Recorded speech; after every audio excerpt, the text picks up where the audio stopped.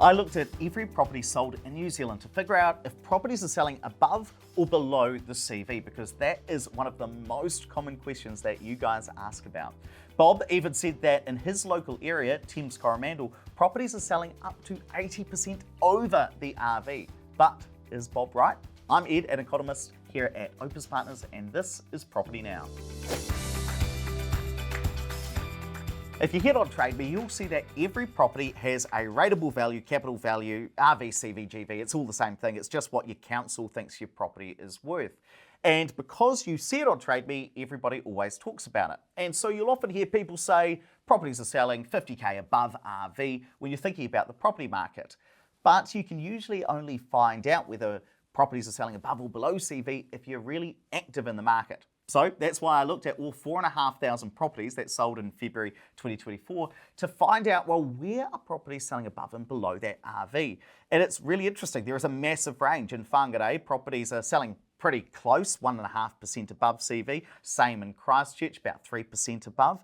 But if you look at Westland on the west coast, it is way above 60% over CV. And Thames-Coromandel, Bob, you were right, the average property is selling 43% over CV.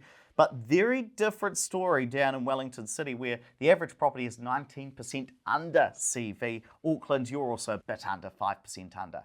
So to put that into context, if a property in Auckland has a rateable value of $1 million, there is a decent chance that it sells around the 950k mark.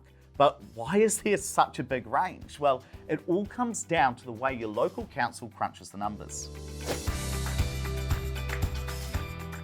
The differences between Westland and Wellington City have got nothing to do with the fact that properties are more expensive in Wellington City, and Thames-Coromandel, those properties there aren't selling 40% above RV just because there's lots of nice expensive homes in that area. It all comes down to when the local council last updated your property valuation. You see, in Thames-Coromandel, they last updated the values in September 2020, well over 3 years ago, and that was before the COVID property boom really started to take off.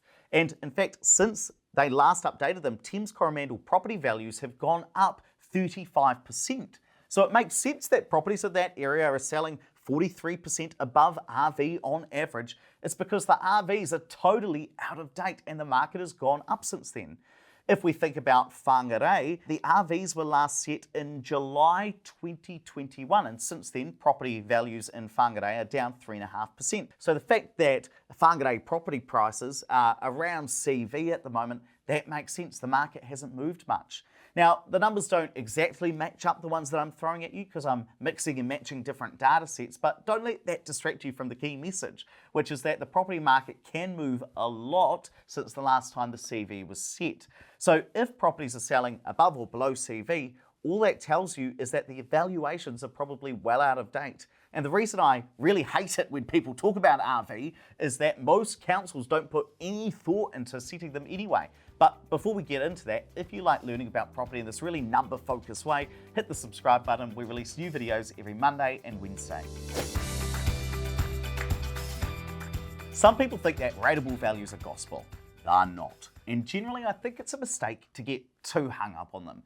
You know how you sometimes go on a property valuation website like homes.co.nz or QV, you see an estimate for what a property's worth, and you know it's not totally accurate. RV's like that, but way worse, because most councils hire these kind of companies to estimate the value of your property. So Wellington City, Christchurch, Thames-Coromandel, they all use QV. And if you look at the RV, the rateable value in Wellington City, it's just the same figure that you could have looked up online in QV, except it's 3 years old. It's going to be totally inaccurate.